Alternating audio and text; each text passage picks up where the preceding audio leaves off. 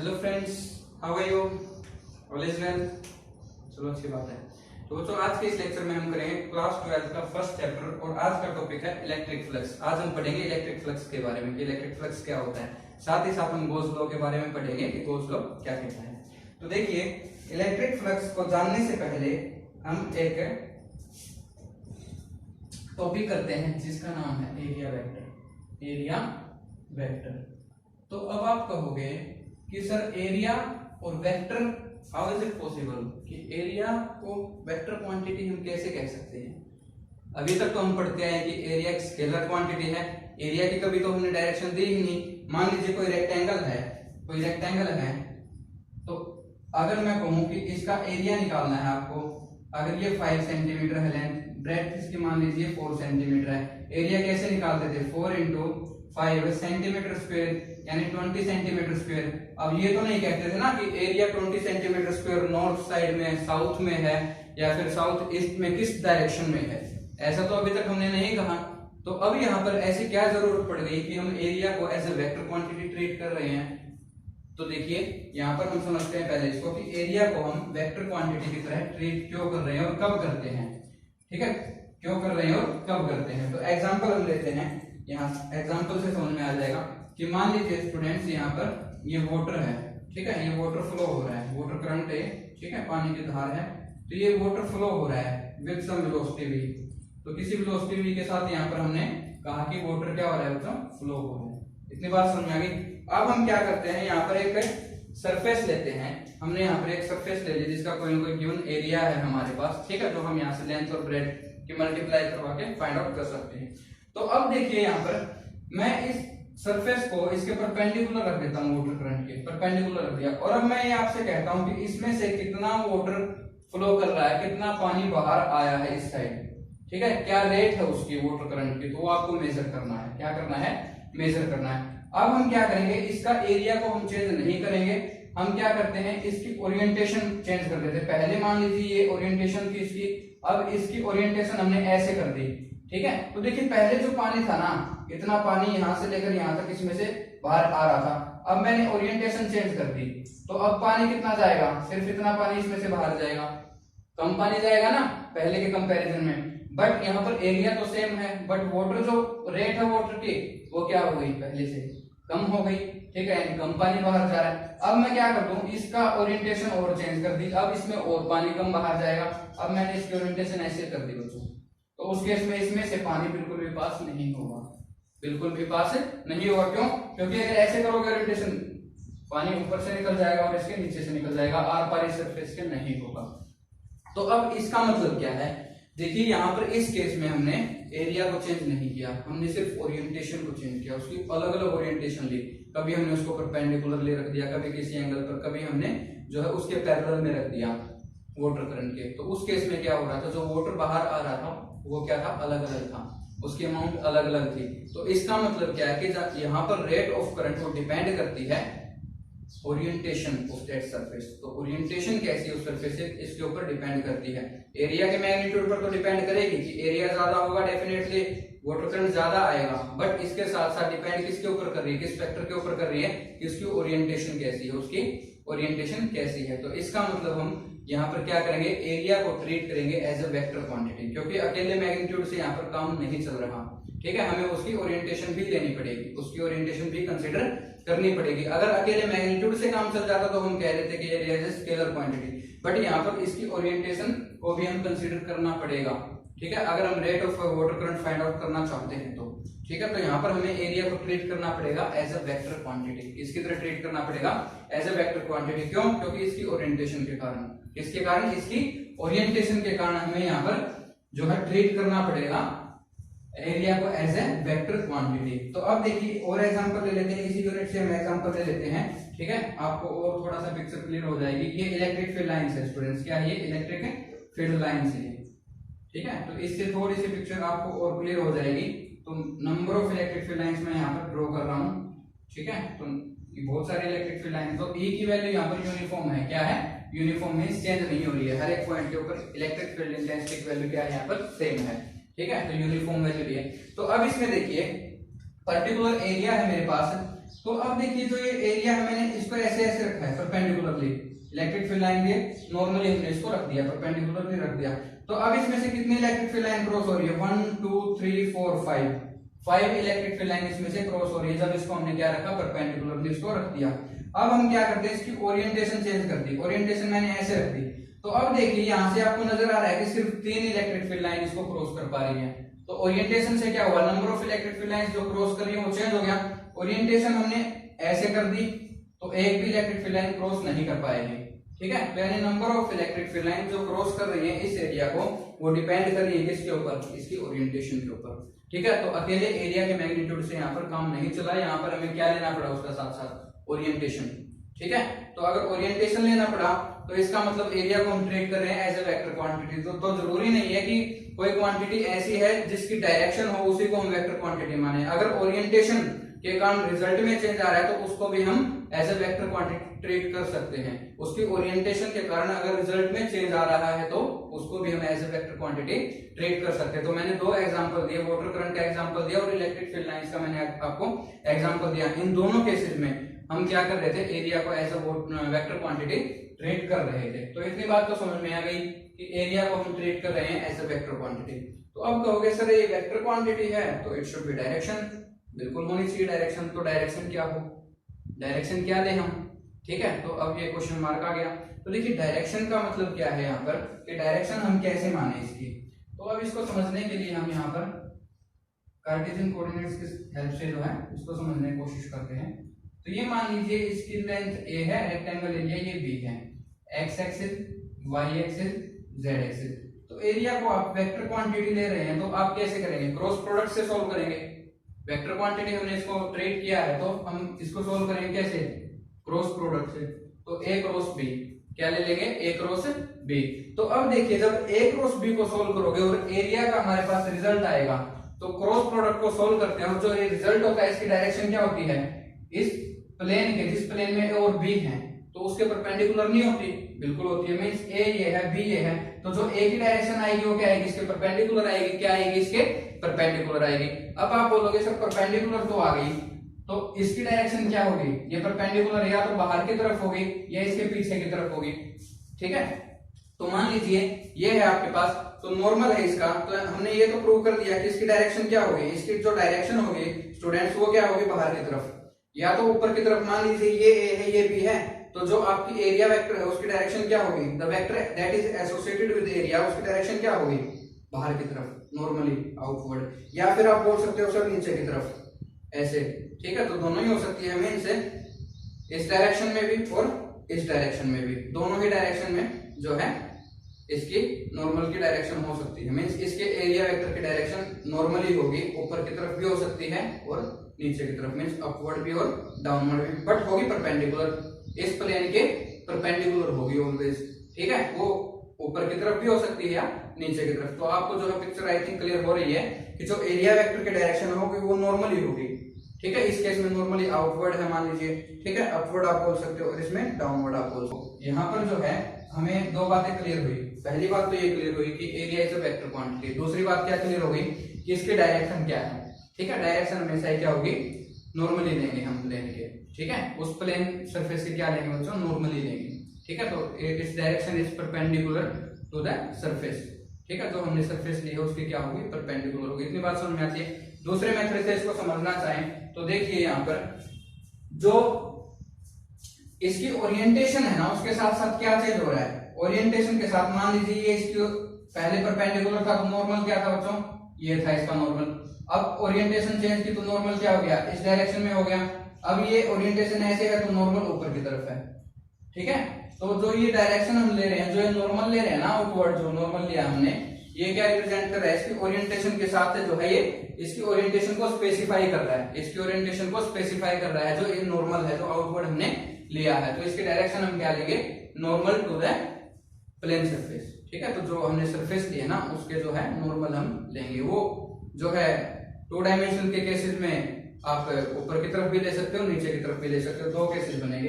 अगर हमारी सरफेस कैसी है? ओपन सरफेस है। अगर सरफेस कैसी है? ओपन सरफेस है, तो उस केस में हम क्या लेंगे? इसको जो है अपवर्ड की तरफ भी ले सकते हैं और डाउनवर्ड भी लेंगे। तो अब देखिए अब हमने पढ़ लिया कि जो है इसकी डायरेक्शन जो है क्या हो सकती है। देखो मान लीजिए ये आपका रेक्टेंगल है, ठीक है, तो ये रेक्टेंगल है। तो अब हमने देखो यहाँ पर कहा है कि जो एरिया है, the vector that is associated with the area element, तो उसकी डायरेक्शन क्या होगी, नॉर्मली ले ली। या फिर आप बोलोगे कि केस ये भी हो सकता है कि सेम हमारे पास एरिया है तो इसकी डायरेक्शन आप रिप्रेजेंट कर सकते हैं, ठीक है, नीचे की तरफ होगी परपेंडिकुलरली, होगी परपेंडिकुलरली। तो इतनी बात समझ में आती है, ठीक है, कि जो एरिया वेक्टर है आपका उसकी डायरेक्शन क्या होगी, जो है परपेंडिकुलर होगी सरफेस की, ठीक है। तो ये किस केस में है, ये ओपन सरफेस के केस में है। किस केस में है, ओपन सरफेस के केस में है। तो आप बोलोगे सर ओपन सरफेस क्या होती है, जो टू डायमेंशनल सरफेसेस होती हैं उसको बोलेंगे ओपन सरफेस। क्या बोलेंगे, ओपन सरफेस। और जो थ्री डायमेंशनल सरफेसेस होती हैं जैसे स्फीयर है, ठीक है, तो उनको बोलेंगे क्लोज सरफेस। क्या बोलेंगे, क्लोज सरफेस। तो ये क्लोज सरफेस रहेंगे। तो इतनी बात समझ में आ गई। तो अब देखिए हमने ओपन सरफेसेस के केस में तो पढ़ लिया कि डायरेक्शन क्या होगी इसकी, ऊपर की तरफ भी हो सकती है, नीचे की तरफ भी हो सकती है। अब बात करते हैं क्लोज सरफेस की। तो आप बोलोगे सर क्लोज सरफेस के केस में क्या होगा। तो देखिए यहाँ पर साइन कन्वेंशन के अकॉर्डिंग, साइन कन्वेंशन के अकॉर्डिंग इसको थोड़ा सा सिंपल बनाने के लिए, इसको जो है कन्वेंशन के अकॉर्डिंग जो आपकी थ्री डायमेंशनल सरफेसेस होती हैं या फिर आप बोलो जो क्लोज्ड सरफेसेस होती हैं उसमें जो वेक्टर जो एसोसिएटेड होता है एरिया के साथ, ठीक है, एरिया एलिमेंट के साथ, तो उसकी डायरेक्शन हमेशा ही क्या होगी, उसकी डायरेक्शन आउटवर्ड होगी। क्या होगी, आउटवर्ड होगी। मान लीजिए ये क्या है, स्फीयर है, तो यहाँ पर जो एरिया वेक्टर होगा ना उसकी जो डायरेक्शन होगी हमेशा ही क्या होगी, आउटवर्ड होगी सरफेस के, आउटवर्ड होगी, इनवर्ड नहीं होगी।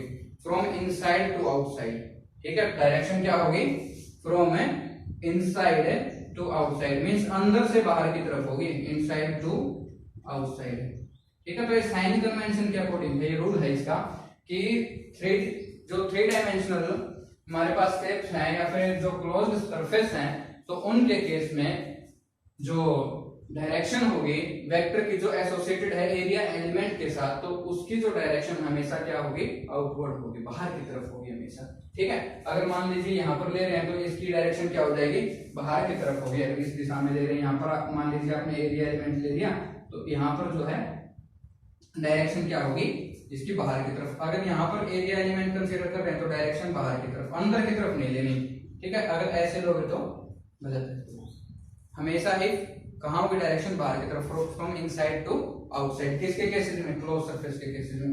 ओपन सरफेसेस के केस में जो है दोनों केस हो सकते हैं, बाहर की तरफ भी अंदर की तरफ भी। तो इतनी बात समझ में आ गई। अब बढ़ते हैं फ्लक्स की तरफ। तो हमने एरिया वेक्टर के बारे में पढ़ दिया कि एरिया को जो है एज ए वेक्टर क्वांटिटी को ट्रीट कर रहे हैं क्योंकि उसकी ओरिएंटेशन के कारण जो है रिजल्ट में जो है डिफरेंस आ रहा था, तो इसीलिए जो है हमें एरिया को एज ए वेक्टर क्वांटिटी ठीक करना जो है कन्वीनियंस लगा थोड़ा सा कि उसको हम ऐसे सोल्व करेंगे तो ठीक रहेगा। तो अब देखते हैं फ्लक्स क्या होता है, ठीक है, फ्लक्स क्या होता है। तो फ्लक्स के बारे में पढ़ते हैं। मैं यहाँ पर जनरली जो जनरल फ्लक्स है उसकी बात कर रहा हूँ, इलेक्ट्रिक फ्लक्स इसके बाद बताऊंगा। तो फ्लक्स क्या होता है, देखो flux is A dot product, flux is A dot product of vector field with area, ठीक है। तो फ्लक्स क्या होता है, डॉट प्रोडक्ट होते हैं किसके बीच में, वेक्टर फील्ड के बीच में और एरिया के बीच में, ठीक है। तो उसको हम कहते हैं फ्लक्स जनरली। तो अब देखिए यहाँ पर इलेक्ट्रिक फ्लक्स क्या होगी। फ्लक्स तो पढ़ लिया, तो फ्लक्स के केस में जो है फ्लक्स अलग अलग हो सकता है। तो यहाँ पर हम इलेक्ट्रिक फ्लक्स की बात कर रहे हैं तो उस केस में वाटर फ्लक्स भी हो सकता है, ठीक है। या फिर आप बोल सकते हो फ्लक्स के केस में कि मान लीजिए ये सोलर प्लेट है आपकी, ठीक है, तो इस सोलर प्लेट के ऊपर जो सनलाइट है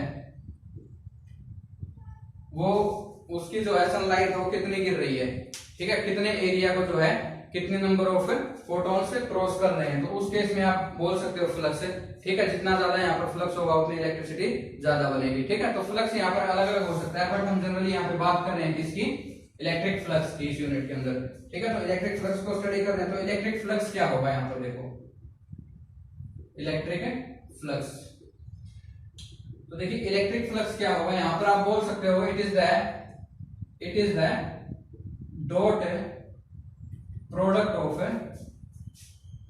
यहां पर मैंने कहा ना कि क्या होना चाहिए, वेक्टर फील्ड, ठीक है, वेक्टर क्वांटिटी होनी चाहिए। तो यहाँ पर वेक्टर क्वांटिटी क्या है, इलेक्ट्रिक फील्ड, ठीक है, it is the dot product of electric field with area, ठीक है। तो आप ये बोल सकते हो इसको कंपेयर करके कि डॉट प्रोडक्ट है किस किस के बीच का, इलेक्ट्रिक फील्ड के बीच का, और एरिया, एरिया कौन सा, जिस एरिया में से इलेक्ट्रिक फील्ड लाइन क्या कर रही है, क्रॉस कर रही है, ठीक है, उस एरिया को हम कंसीडर करेंगे, ठीक है। तो अब देखिए, या फिर आप बोल सकते हो कि इलेक्ट्रिक फील्ड लाइन क्या है, इसको हम कैसे कंसीडर करें। तो इलेक्ट्रिक फील्ड लाइन को डिफाइन कर सकते हो in term of number of electric field lines, ठीक है, in term of electric field lines. तो the electric field in term of electric field line कैसे करोगे, the total number of electric field line, the total number of electric field lines crossing the area, ठीक है।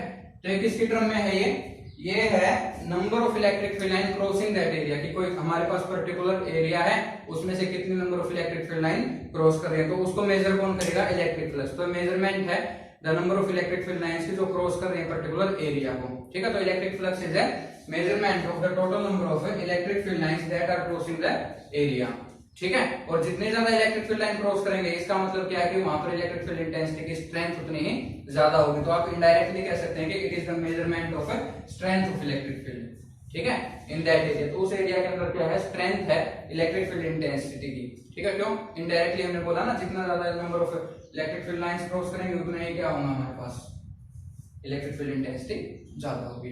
तो अब देखिए, ये तो हमने पढ़ लिया कि ये क्या है, कि मेजर करता है इलेक्ट्रिक फ्लक्स, किसको मेजर कर रहा है, कि कितने number of electric field line cross कर रही है किसी एरिया को। तो अब इसको जो है हम समझते हैं कि किस किस फैक्टर के ऊपर ये जो है डिपेंड करता है, ठीक है, किस किस फैक्टर के ऊपर ये डिपेंड कर रहा है, उसको जो है हम समझने की कोशिश करते हैं। तो देखिए, इसकी नोटेशन क्या होती है स्टूडेंट्स, इलेक्ट्रिक फ्लक्स की नोटेशन फाई से जो हम इसको डिनोट करते हैं, ठीक है। तो ये इलेक्ट्रिक फ्लक्स की नोटेशन है यहाँ पर, ठीक है, इससे हम इसको रिप्रेजेंट करेंगे। तो अब देखिए किस किस फैक्टर के ऊपर ये डिपेंड करता है, उसको हम समझेंगे यहाँ पर। तो देखिए, इलेक्ट्रिक फील्ड लाइंस यहाँ पर यूनिफॉर्म इलेक्ट्रिक फील्ड लाइंस फिर हम देते हैं एक बार समझने के लिए, ठीक है। ये क्या है, इलेक्ट्रिक फील्ड लाइंस है। तो अब देखिए, फ्लक्स हम देखेंगे किन किन फैक्टर्स के ऊपर डिपेंड करता है, ठीक है। फ्लक्स हम यहाँ पर क्या मेजर करेंगे, फ्लक्स किन फैक्टर्स के ऊपर डिपेंड करेगा, फ्लक्स किन फैक्टर के ऊपर डिपेंड करेगा। तो अब देखिए, इसी से हम समझेंगे कि यहाँ पर देखिए, इसको हम पर्टिकुलर, हमारे पास क्या है, एक सरफेस है जिसका पर्टिकुलर कोई एरिया है, उसका मैग्नीट्यूड है। तो अब देखिए, यहाँ पर हम देखते हैं कि ये हमने एरिया ले लिया, ठीक है। तो डायरेक्शन ओरिएंटेशन हम चेंज नहीं करेंगे।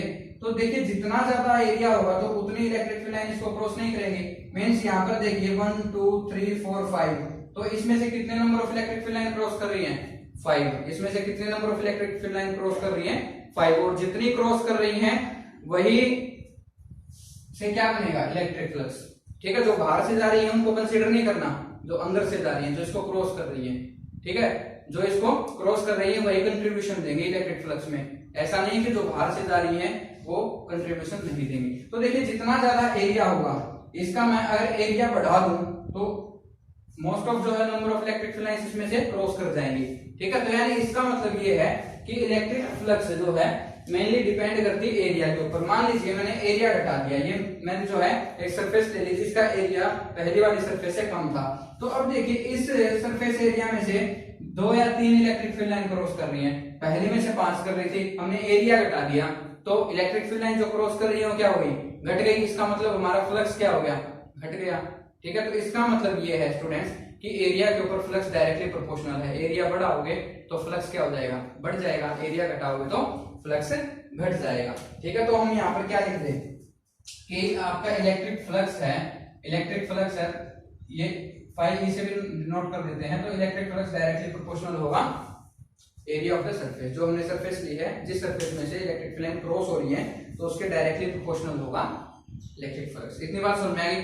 अब देखिए, दूसरा फैक्टर क्या है, दूसरा फैक्टर यहाँ पर इलेक्ट्रिक फील्ड, इलेक्ट्रिक फील्ड के ऊपर भी डायरेक्टली प्रोपोर्शनल होगा। इसका मतलब यह है कि जितनी ज्यादा number of electric field line होंगी उतनी तो क्रॉस करेंगे, मींस जितनी ज्यादा डेंस होगी, जितनी ज्यादा इलेक्ट्रिक फील्ड लाइन होगी उतनी क्या होगी, डेंस होंगे, और उतनी डेंस होंगे उतनी ही उस पर्टिकुलर एरिया को क्रॉस करेंगे। तो इसका मतलब देखिए E की वैल्यू यहाँ पर जो है कम है, अगर हम इंटेंसिटी की वैल्यू बढ़ा दें तो ये क्या हो जाएंगे, क्लोज हो जाएंगे, और क्लोज हो जाएंगे तो उतनी ही ज्यादा इसमें से पास करेंगे। अभी मान लीजिए कितनी है, 7 है, अगर हम इलेक्ट्रिक फील्ड इंटेंसिटी की वैल्यू बढ़ा दें तो यहीं पे मान लीजिए 14 इलेक्ट्रिक फील्ड लाइंस हो जाएं, इतनी डेंस हो जाए, तो इसमें से उस टाइम पे क्या होंगे, ज्यादा नंबर जो है large number of electric field lines cross करेंगे इस सरफेस को, करेंगे कि नहीं करेंगे पर्टिकुलर एरिया को। तो अब देखिए उस केस में हम बोल सकते हैं कि इलेक्ट्रिक फ्लक्स जो है वो डिपेंड करता है किसके ऊपर, डायरेक्टली प्रोपोर्शनल है इलेक्ट्रिक फील्ड इंटेंसिटी के ऊपर। जितनी ज्यादा इलेक्ट्रिक फील्ड इंटेंसिटी होगी इसका मतलब उतने ही क्या होंगे, इलेक्ट्रिक फील्ड लाइंस होंगे, और उतना ही जो है एरिया में से ज्यादा number of electric field lines या फिर बोलो आप large number of electric field lines cross करेंगे। ठीक है, तो ये बात समझ आ गई। अब किस फैक्टर पर और डिपेंड कर सकती है, दो फैक्टर तो हमने यहाँ पे बता दिए कि जो फ्लक्स है इलेक्ट्रिक फ्लक्स वो डिपेंड करेगा एरिया के ऊपर, दूसरा हमने कहा डिपेंड करेगा इलेक्ट्रिक फील्ड के ऊपर। अब तीसरा क्या हो सकता है, ये हमने डिस्कस कर लिया। तीसरा देखिए इलेक्ट्रिक फील्ड लाइन इसमें से अब ऐसे ओरिएंटेशन परपेंडिकुलर है, क्रॉस कर रही है, अगर मैं इसके ओरिएंटेशन को चेंज कर दूं तो क्या उतनी ही क्रॉस करेंगी, बिल्कुल नहीं। अगर ओरिएंटेशन मैंने ऐसे कर दी तो क्या होगा, कितनी फील्ड लाइंस जाएंगी, एक भी नहीं जाएगी। ओरिएंटेशन ऐसे कर दी सारी ऊपर से या नीचे से जा रही है, इसको एक भी क्रॉस नहीं करेगी। हमने कहा कि फ्लक्स में वही कंट्रीब्यूशन करेगा जो इसको क्रॉस करके जाएगी, बट आपने ओरिएंटेशन ऐसे ली है इलेक्ट्रिक फील्ड लाइन तो ऐसे जा रही है ऊपर से नीचे से या साइड से, तो क्या इसको क्रॉस कर रही है, नहीं कर रही, तो उस केस में क्या होगा, इलेक्ट्रिक फ्लक्स क्या हो जाएगा, जीरो। इलेक्ट्रिक फ्लक्स क्या हो जाएगा, जीरो। तो इसका मतलब क्या है कि यहाँ पर ओरिएंटेशन भी मैटर कर रही है, तो यहाँ पर फ्लक्स डिपेंड करेगा ओरिएंटेशन के ऊपर भी, किसके ऊपर भी, ओरिएंटेशन के ऊपर भी। तो अब देखिए ओरिएंटेशन के ऊपर हमारे पास यहाँ पर दो कंपोनेंट है, एक तो साइन थीटा एक कोस थीटा। तो अब देखिए हम यहाँ पर देखेंगे कौन सा जो है कंपोनेंट यहाँ पर कंट्रीब्यूट करेगा, कौन सा कंपोनेंट कंट्रीब्यूट करेगा। तो हम मान लेते हैं यहाँ पर कि हमने इस जो है सरफेस को इस टाइप से जो स्टूडेंट्स जो है घुमा दिया। तो अब देखिए इसका नॉर्मल क्या होगा, हम मान लेते हैं कि इस डायरेक्शन में इसका जो है वेक्टर है जो एरिया एलिमेंट से एसोसिएटेड है, ठीक है। तो ये मान लेते हैं हम इसका जो है नॉर्मल इस डायरेक्शन में, तो ये इलेक्ट्रिक फील्ड के साथ कितना एंगल बना रहा है, थीटा एंगल बना रहा है, कितना एंगल बना रहा है, थीटा एंगल बना रहा है। तो अब देखिए इसका एक कंपोनेंट तो ये हो जाएगा इस डायरेक्शन में, दूसरा कंपोनेंट क्या होगा, ये वाला इस डायरेक्शन में। तो ये तो है a cos थीटा, ठीक है, इस कंपोनेंट को कहोगे a cos थीटा, और इस कंपोनेंट को क्या कहोगे, इस वाले को a sin थीटा, क्या कहोगे, a sin थीटा। तो इतनी बात समझ में आ गई। अब देखो इसमें कौन सा कंपोनेंट जो है कंट्रीब्यूट करेगा, इसमें a cos थीटा वाला कंपोनेंट कंट्रीब्यूट करेगा, a cos थीटा वाला कंपोनेंट कंट्रीब्यूट करेगा। अब कहोगे ये ऐसे कैसे करेगा, तो देखिए इसमें ऐसा है कि इसको हमने ऐसे ओरिएंटेशन ऐसे ओरिएंट कर दिया, इसको ओरिएंटेड कर दिया, तो इसमें हमारा जो नॉर्मल ये है, ठीक है, नॉर्मल ये है ये वाला। तो अब देखिए इस डायरेक्शन में हम बोल रहे हैं कि a cos थीटा है, क्या है, a cos theta. a sin theta क्या होगा, इस डायरेक्शन में, इस डायरेक्शन में a sin थीटा तो यहीं पे जाएगा ना। हम क्या कह रहे हैं कि देखो इसको इससे मैच करो कि a cos थीटा तो इस डायरेक्शन में है, a sin थीटा क्या है स्टूडेंट्स, इस डायरेक्शन में।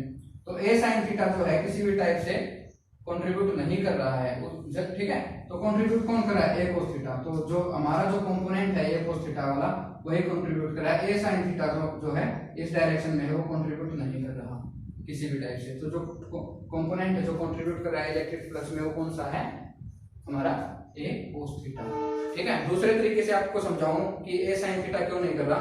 आप जो है इसको ओरिएंटेशन को ऐसे ले लीजिए, ठीक है, आप इसको जो है ओरिएंटेशन को ऐसे ले लीजिए, अच्छे तरीके से समझ में आ जाएगा।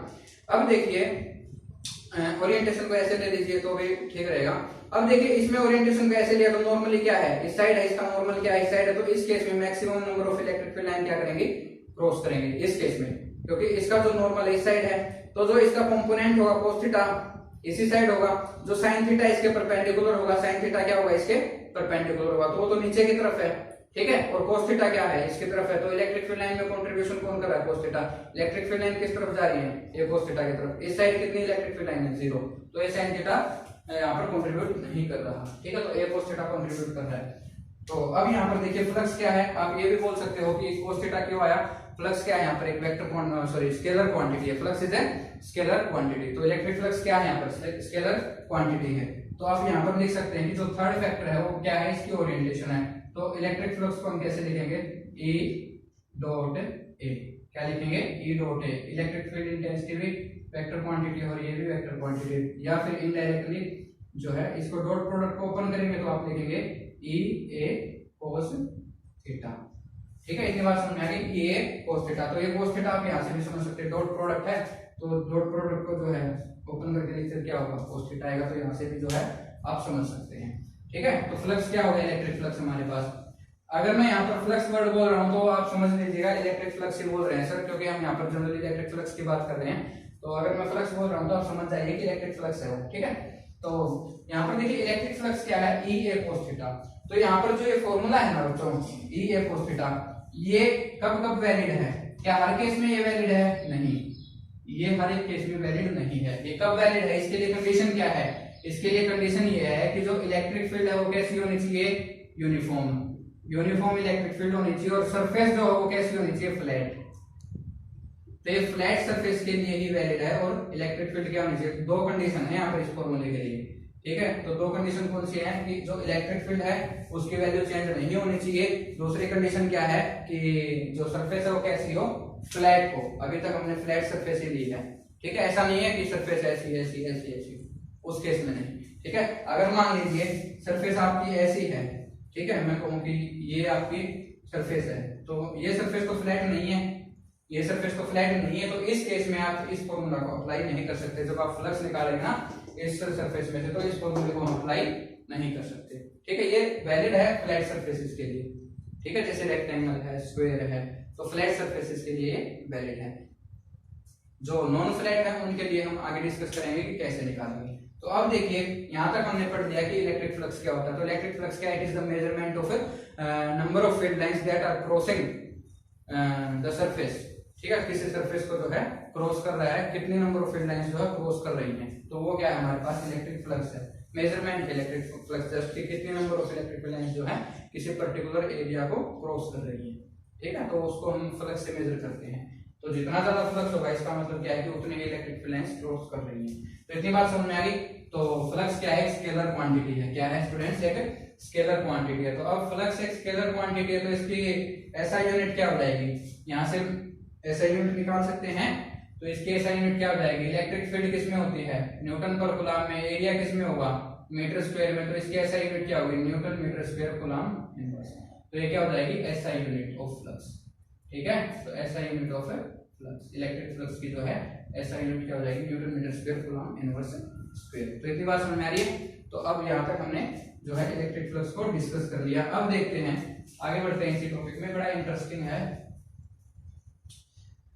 तो देखिए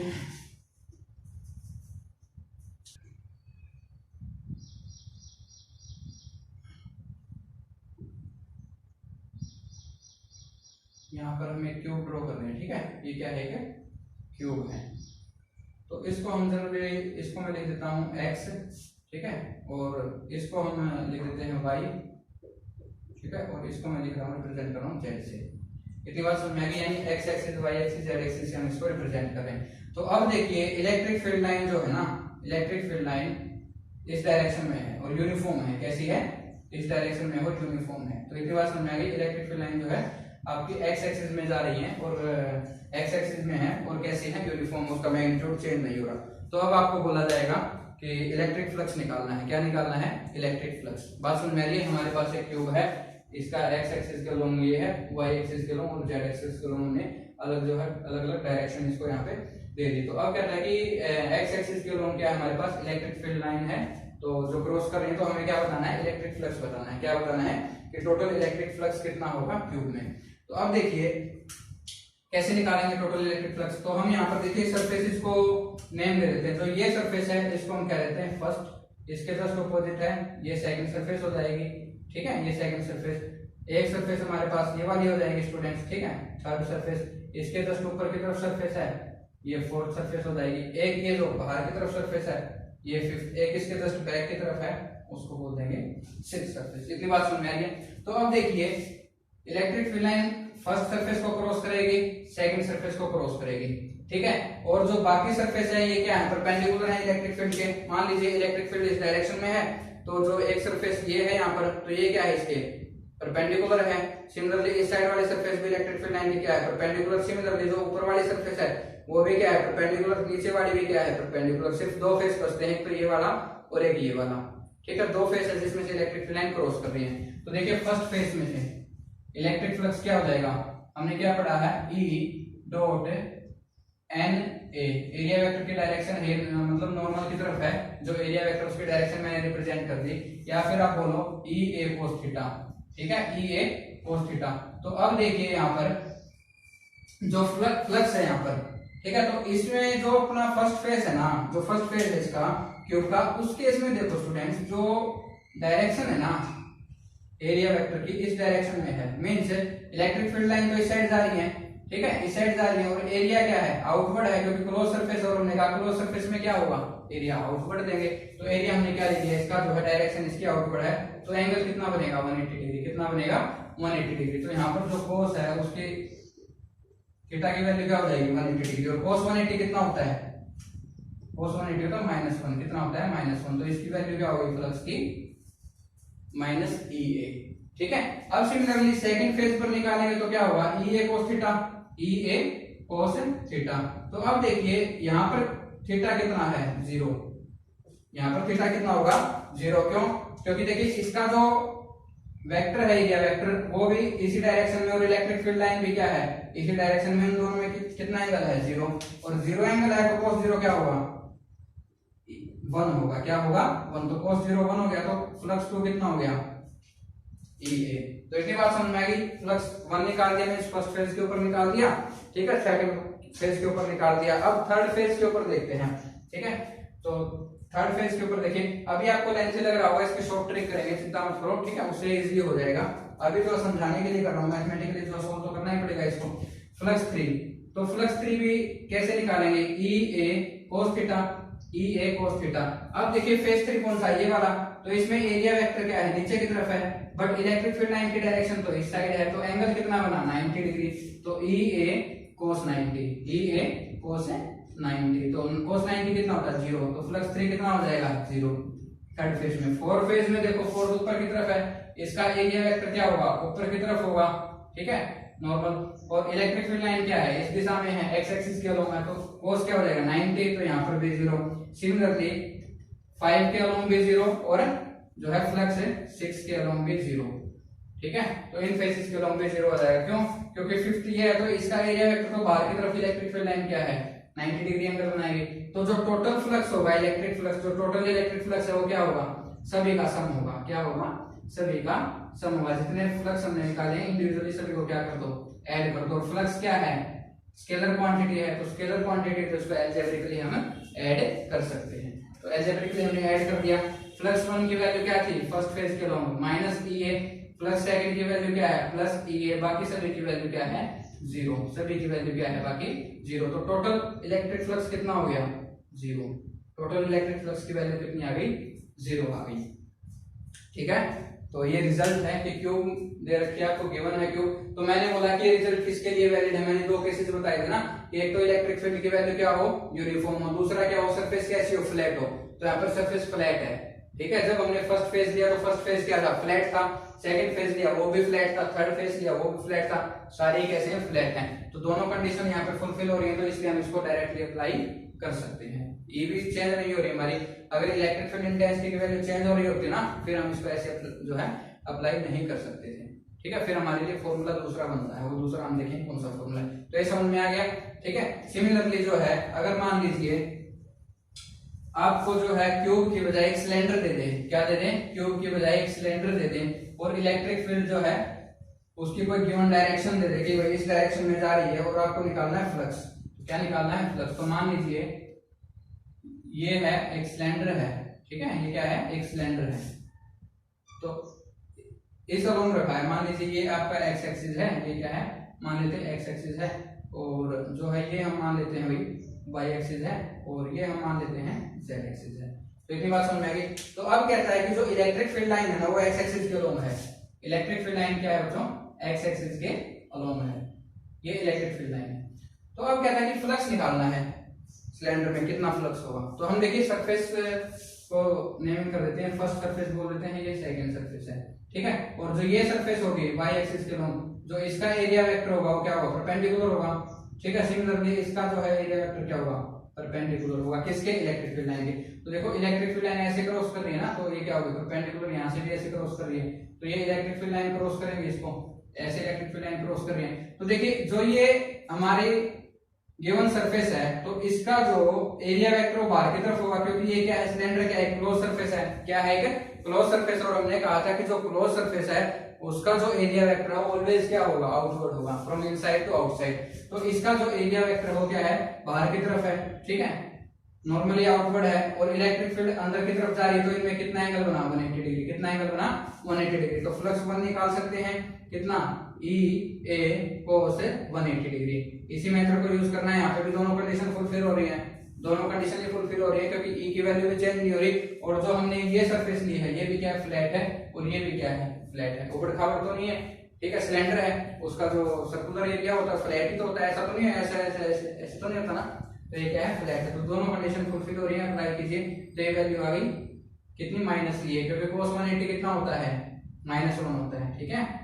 फ्लक्स 2 कैसे निकालेंगे, ई ए cos थीटा, थीटा की वैल्यू देखिए, इसमें देखिए इसका जो एरिया वेक्टर है वो भी क्या होगा, बाहर की तरफ, और इलेक्ट्रिक फील्ड भी क्या है, बाहर की तरफ। एंगल कितना है दोनों में, ये तो 0 है, ठीक है, एंगल कितना है, 0, तो cos 0 क्या होगा, 1, cos 0 क्या होगा, 1, तो फ्लक्स 2 निकाल दिए।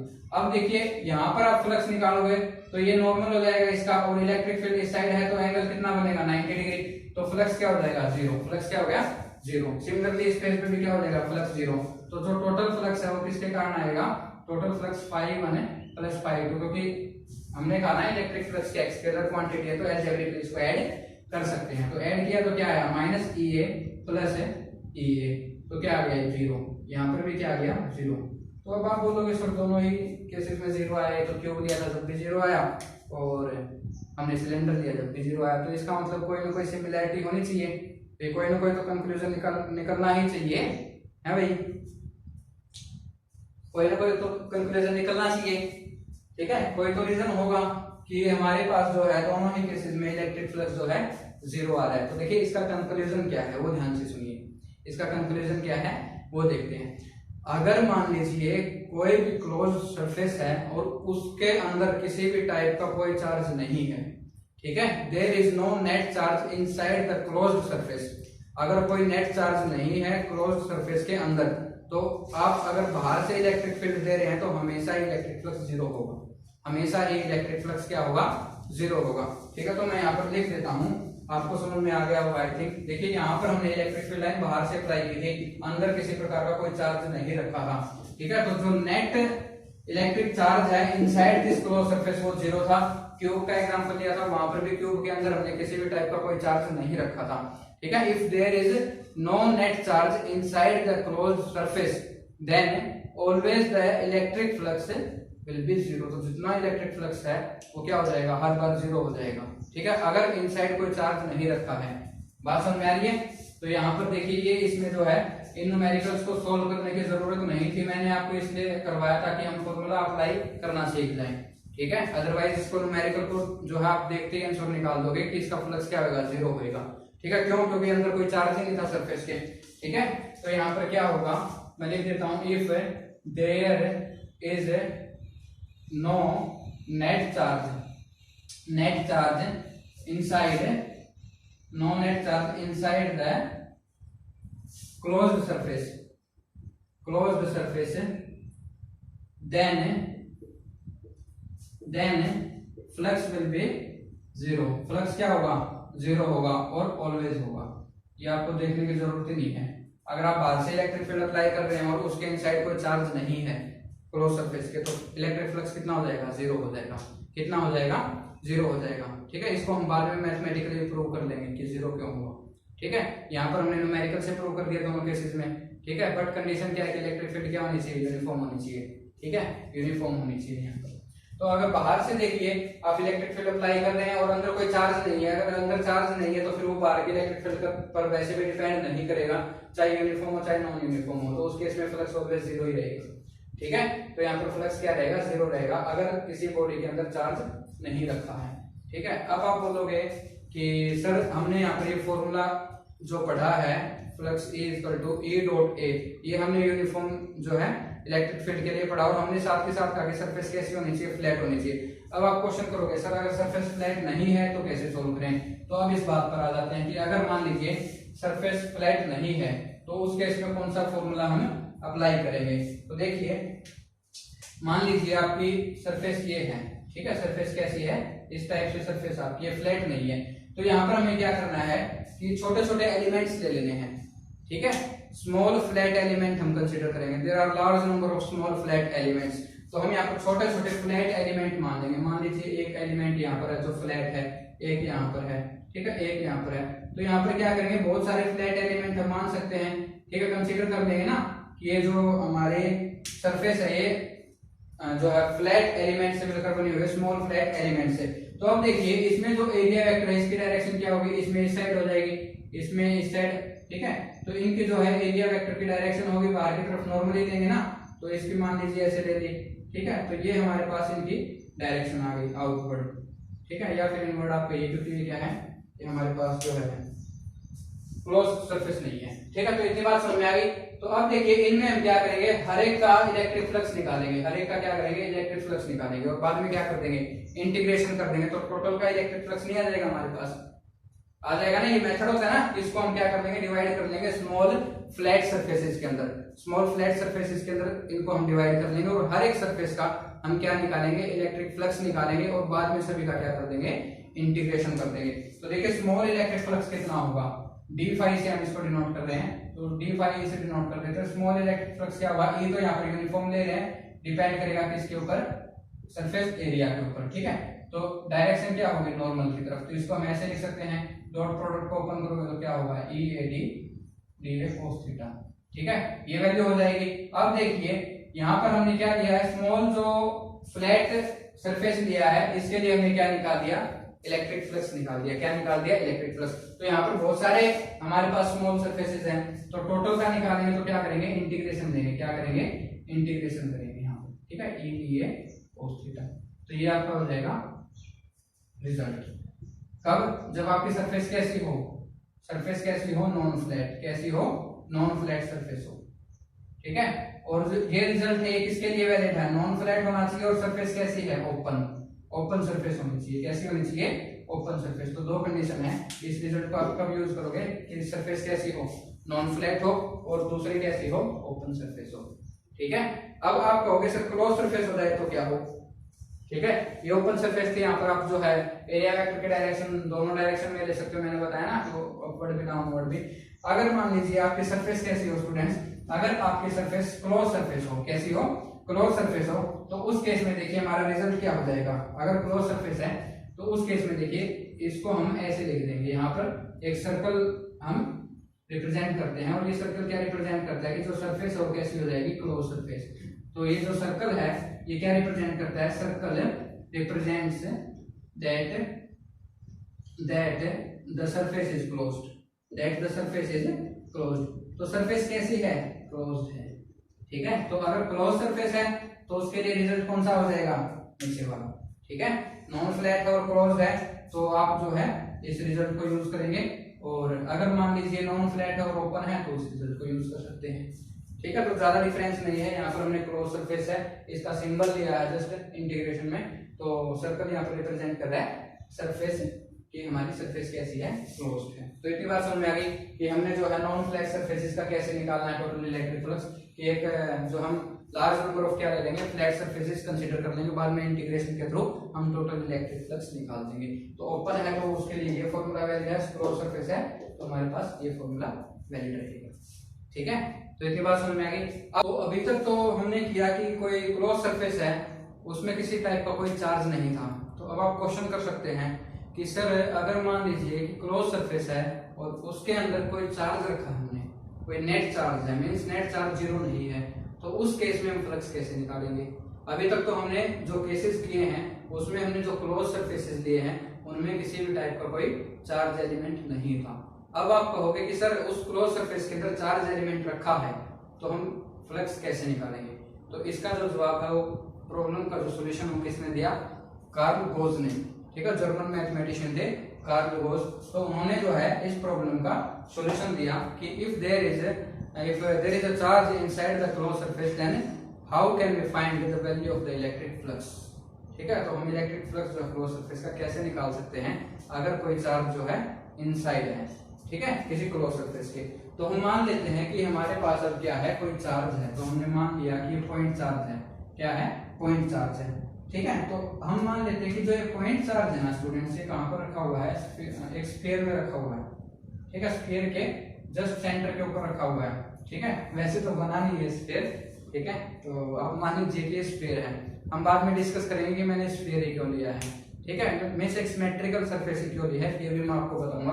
तो एक स्फीयर है, तो अब देखिए स्फीयर है, तो इसमें हम क्या मान लेते हैं, स्फीयर कैसी सरफेस है, क्लोज सरफेस है या फिर ओपन। तो एक क्लोज सरफेस है, और हमने कहा था कि क्लोज सरफेस है तो अगर हम कोई स्मॉल एरिया एलिमेंट माने, तो हमने मान लिया कि स्मॉल एरिया एलिमेंट डी है, तो जो इसका वेक्टर होगा वो क्या होगा, नॉर्मली आउटवर्ड होगा। बिल्कुल होगा। ठीक है, तो ये क्या है, इसकी रेडियस है। तो अब देखिए इलेक्ट्रिक फील्ड लाइन क्या होगी, वो भी रेडियली आउटवर्ड होगी। तो इलेक्ट्रिक फील्ड लाइन और एरिया वेक्टर दोनों की डायरेक्शन क्या है, सेमी डायरेक्शन है। तो इसकी रेडियस हम मान लेते हैं आर, क्या है इसकी रेडियस है स्फीयर की। तो स्फीयर की क्या रेडियस है, आर, इसकी हम मान लेते हैं रेडियस है। ठीक है, तो अब देखिए हम फ्लक्स कैसे निकालें, इसका फ्लक्स कैसे निकालें। तो देखिए फ्लक्स का जो फॉर्मूला अभी अभी हमने किया है कि मान लीजिए कि हमारे पास जो है सिमेट्रिकल सरफेस है और स्मॉल एलिमेंट है। ठीक है, स्मॉल एलिमेंट है, तो हम यहाँ पर क्या कर रहे हैं कि इलेक्ट्रिक फील्ड इंटेंसिटी जो है उसके थ्रू हम वैल्यू निकाल रहे हैं किसकी, फ्लक्स की। तो इस फॉर्मूले के थ्रू इसका इंटीग्रेशन लेंगे, और इंटीग्रेशन लेंगे क्लोज सरफेस है तो इंटीग्रल ऐसे लेंगे। ठीक है, तो अब देखिए यहाँ पर हमें मालूम है कि जब कोई पॉइंट चार्ज है और पॉइंट चार्ज के कारण इलेक्ट्रिक फील्ड इंटेंसिटी कितनी होती है, आपने पढ़ी है अभी तक। ठीक है, तो हमने ये डिस्कस भी की थी। तो इसका रिजल्ट कितना आया था, डिपेंड करता है चार्ज के ऊपर और डिपेंड करेगा डिस्टेंस के ऊपर, और ये क्या है, इसका यूनिट वेक्टर है। ठीक है, तो ये वैल्यू हो जाएगी हमारी इलेक्ट्रिक फील्ड इंटेंसिटी किसके कारण, इस पॉइंट चार्ज के कारण। तो वैल्यू पुट कर दीजिए यहाँ पर 1/4 पाई एप्सिलॉन नॉट, और ये किसमें रखा हुआ है, वैक्यूम में रखा हुआ है, Q divide by R square, और यहाँ पर क्या है, R unit vector, N unit vector, और dA क्या है यहाँ पर एरिया है स्मॉल एलिमेंट का। ठीक है, अब देखिए जो जो यहाँ पर कांस्टेंट है वो हम इंटीग्रल से बाहर ले लेते हैं। कांस्टेंट क्या है, चार्ज की वैल्यू भी कांस्टेंट है, इसकी रेडियस भी फिक्स है, वो भी चेंज नहीं हो रही है। तो अब देखिए जो जो कांस्टेंट है वो इंटीग्रल से बाहर रख लीजिए, तो हमारे पास जो है ये टर्म हमारी क्या है, कांस्टेंट है। तो ब्रैकेट में क्या बचता है हमारे पास, r डॉट n है, इसकी वैल्यू क्या रहेगी, 1 रहेगी। क्यों, क्योंकि इनके बीच में एंगल क्या है, 0 है, तो ये r भी इसी साइड है, n यूनिट वेक्टर भी इसी साइड है, तो एंगल 0 है, डॉट प्रोडक्ट को cos 0 क्या हो जाएगा, 1 हो जाएगा। तो इसकी वैल्यू हो जाएगी 1। तो ब्रैकेट में क्या बचा, इंटीग्रल में सॉरी dA बचा। तो अब देखिए dA क्या है, मींस ऐसे ऐसे स्मॉल एलिमेंट है, तो ये स्मॉल एलिमेंट आप यहाँ पे भी कंसीडर कर सकते हो, यहाँ पे भी कंसीडर करोगे, हर एक जगह कंसीडर करोगे। तो अब देखिए इन स्मॉल एलिमेंट है हमारे पास, इनका पर्टिकुलर सभी का dA एरिया है, किसी का dA1 ले लो, किसी का dA2। तो इंटीग्रेशन करोगे तो क्या आ जाएगा, पूरे स्फीयर का सरफेस एरिया नहीं आ जाएगा। तो इसका इंटीग्रेशन क्या हो जाएगा, जो है इंटीग्रेशन करने के बाद क्या आएगा स्टूडेंट्स, होल स्फीयर का सरफेस एरिया आ गया। तो ये सरफेस एरिया हो जाएगा 4 पाई r स्क्वायर से 4 पाई r स्क्वायर कैंसिल, तो क्या बचा हमारे पास जो है इलेक्ट्रिक फ्लक्स, उसका रिजल्ट क्या आया, Q बाई एप्सिलॉन नॉट। तो ये Q बाई एप्सिलॉन नॉट इसका रिजल्ट आया है। तो ये बड़ा ही अजीब सा रिजल्ट है। ठीक है, अब अजीब क्या है इसके अंदर, देखिए यहाँ पर जो हमने रिजल्ट किया ना, ये रिजल्ट अभी कैलकुलेट किया, तो यहाँ पर जो इलेक्ट्रिक फ्लक्स है वो किस किस फैक्टर के ऊपर डिपेंड कर रहा है, सिर्फ चार्ज के ऊपर डिपेंड कर रहा है। किसके ऊपर डिपेंड कर रहा है, जो नेट चार्ज है एनक्लोज्ड इन द स्फीयर, या फिर जो आप सरफेस लोगे उसके अंदर कितना नेट चार्ज है। तो यहाँ पर इलेक्ट्रिक फ्लक्स को हम लिख सकते हैं कि charge enclosed, ENC means charge enclosed in the closed surface, तो उसके ऊपर डिपेंड कर रहा है। तो यही क्या है, ये जो है गॉस लॉ है, ये क्या है, गॉस लॉ है। जो ये क्या कहता है, गॉस लॉ क्या कहता है, गॉस लॉ कहता है कि the total flux over any closed surface is equal to the 1 by epsilon time of the total charge enclosed in the closed surface। means 1 by epsilon time है किसके, जो charge enclosed है किसके अंदर, surface के अंदर। यही क्या है हमारे पास, गॉस लॉ है। तो गॉस लॉ से हमारे पास एक कंक्लूजन निकल कर आया है कि जो इलेक्ट्रिक फ्लक्स है वो किसके ऊपर इंडिपेंडेंट है, शेप के ऊपर एंड साइज के ऊपर।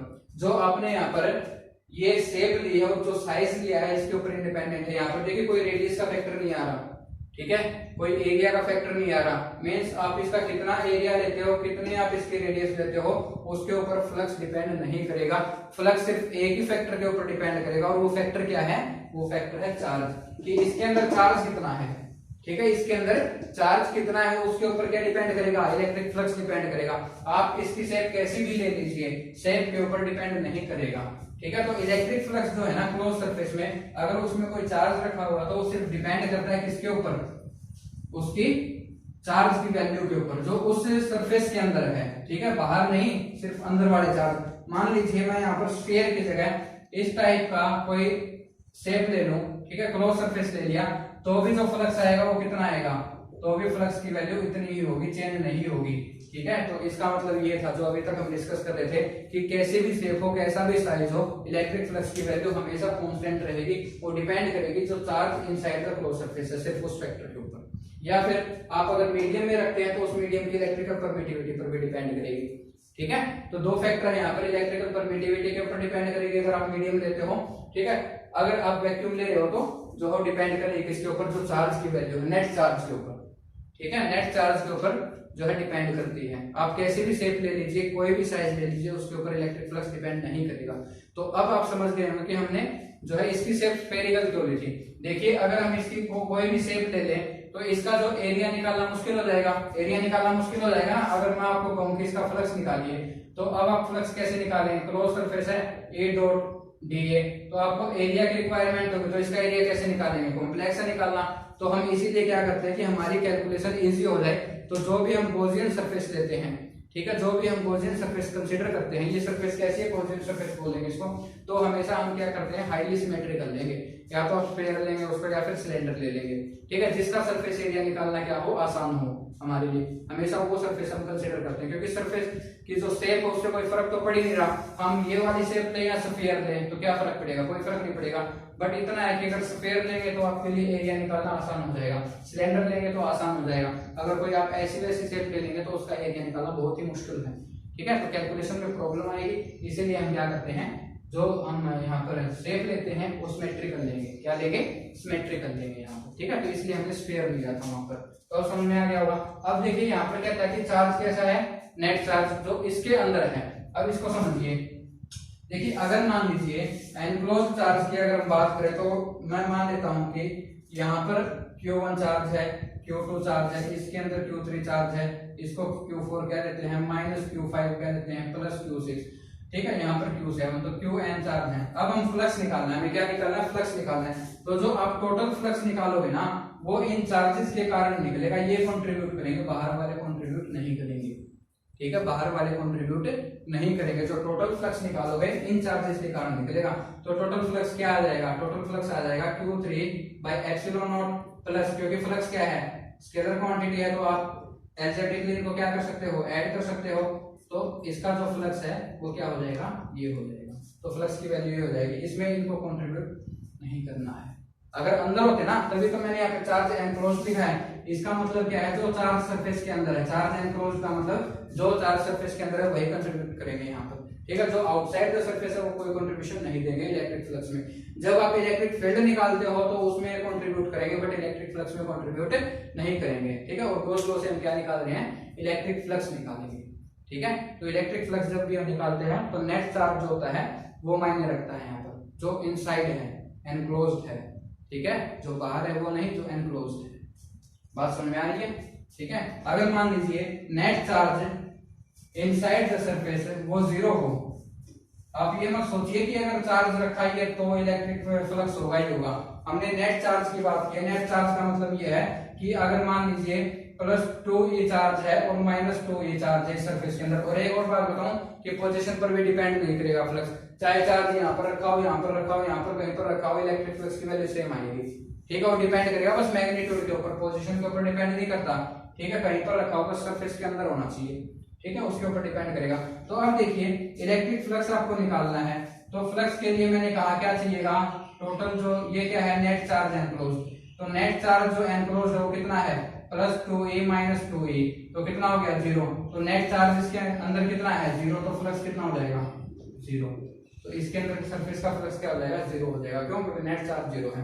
तो अब आप समझ गए होंगे कि जो हमने पहले केसेस किए थे जिनमें हमने क्लोज सरफेस ली थी और उनमें कोई भी चार्ज नहीं लिया था, तो उनमें फ्लक्स जीरो आया था। न्यूमेरिकल हमने 2 सॉल्व किए, उनमें दोनों में फ्लक्स जीरो आया था, वो हमने यहाँ से भी प्रूव कर दिया। अगर चार्ज एनक्लोज जीरो है तो फ्लक्स क्या आएगा, जीरो आएगा। तो आपको वो सोल्व करने की जरूरत ही नहीं है, डायरेक्ट क्लोज दो से हम उसको सोल्व कर सकते हैं।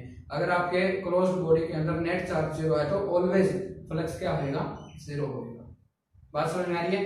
तो अब तो पहले वाली प्रॉब्लम जो है आप सोच रहे हो इतनी लंबी सोल्व करनी पड़ेगी, वो नहीं करनी पड़ेगी, आप सिर्फ इससे सॉल्व को कर सकते हैं।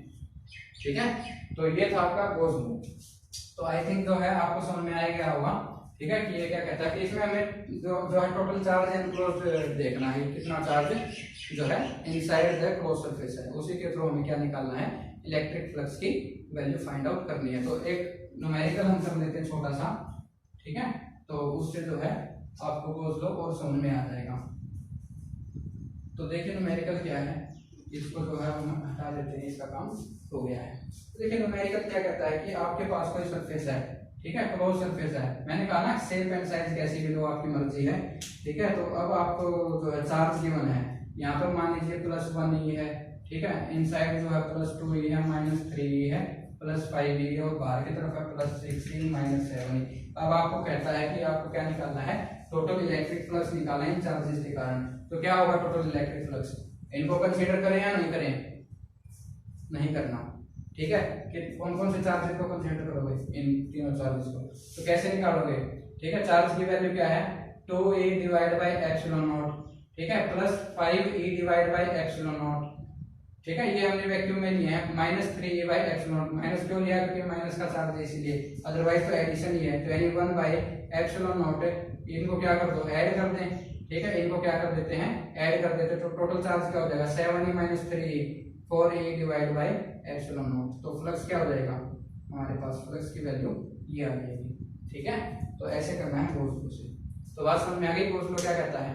ठीक है, गोज लॉ एक मेथड है हमारे पास। गोज लॉ क्या करता है, हमारे पास ये बताता है कि कोई क्लोज सरफेस है और उसके अंदर कोई चार्ज रखा हुआ है, नेट चार्ज नॉन जीरो है, तो इलेक्ट्रिक फ्लक्स की वैल्यू क्या होगी, किन किन फैक्टर्स के ऊपर वो डिपेंड करती है। तो चार्ज एनक्लोज के ऊपर डिपेंड करेगी और electrical permittivity of that medium के ऊपर डिपेंड करेगी। ठीक है, कि उसकी इलेक्ट्रिकल परमिटिविटी अगर मान लीजिए एप्सिलॉन नॉट नहीं है, कोई अदर है, मतलब वैक्यूम में नहीं रखी, वाटर में या ऑयल में रखी है, तो उसकी इलेक्ट्रिकल परमिटिविटी के ऊपर डिपेंड करेगी। तो आज के लेक्चर में इतना ही। नेक्स्ट लेक्चर में हम गोज लॉ से रिलेटेड जो है और टॉपिक्स करेंगे। तो आई थिंक आपको समझ में आया होगा, हमने अपना जो है बेस्ट दिया है। अगर समझ में आया है तो इसको लाइक कीजिए, शेयर कीजिए और सब्सक्राइब कीजिए। Thank you.